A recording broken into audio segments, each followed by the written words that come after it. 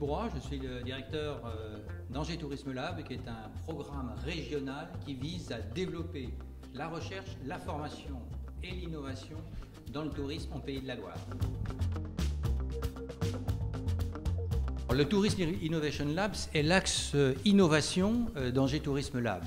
Et il y a maintenant 2 ans environ, le Conseil régional nous a doté d'un fonds pour qu'on aide, pour qu'on accompagne mieux les startups innovantes dans le secteur touristique.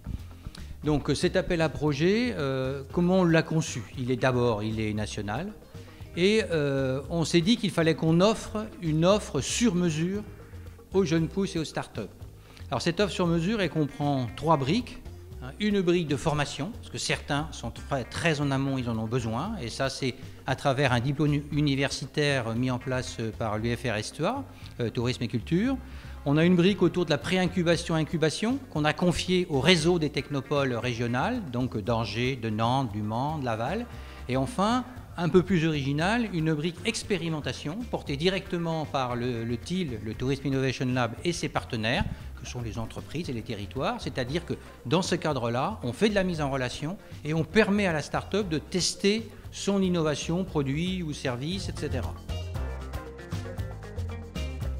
L'appel à projet, on a ciblé quelques publics. Ce sont d'abord les porteurs de projets qui portent des projets innovants. On pense notamment aux étudiants, qui peuvent être des étudiants entrepreneurs, mais également toute personne physique qui aurait un projet d'innovation dans le tourisme, et ce qu'on appelle les jeunes pousses, qui sont des entreprises qui ont moins de 5 ans.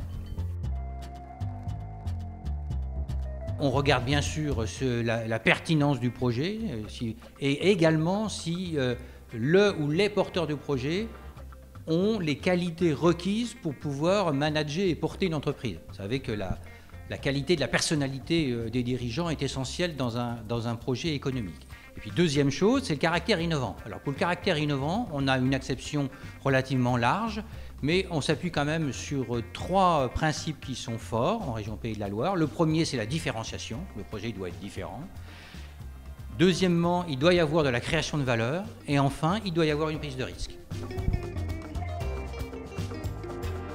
Alors, en termes de belles réussites, on peut citer 2 exemples. Premier exemple, la société OBW Street Style, qui est spécialisée dans les mobilités douces et qui a mis au point un service de vestiaire connecté. En fait, cette jeune société, elle travaille avec des overboards, des vélos, et là l'idée c'est d'avoir des vestiaires qui soient surveillés, connectés, également avec des bornes pour pouvoir recharger son matériel roulant électrique. Deuxième belle réalisation, on peut penser à la société Théodim. Société Théodim qui est une plateforme spécialisée dans le remplacement des gérants hôteliers. En effet, dans le secteur de l'hôtellerie, très souvent, les dirigeants, notamment dans les hébergements de taille moyenne, n'arrivent pas à prendre de vacances. C'est une vraie préoccupation pour eux.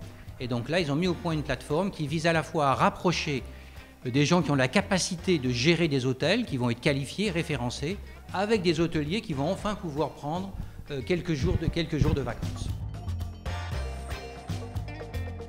La décision vient d'être prise de lancer un 3e appel à projet qui va partir vers Noël ou en tout début d'année 2020 avec une sélection qui se fera plutôt fin mars, qui devrait être présentée tout début avril, afin de laisser la possibilité aux startups qui le souhaiteront, qui ont envie d'expérimenter dès la prochaine saison touristique, de pouvoir le faire dans de bonnes conditions.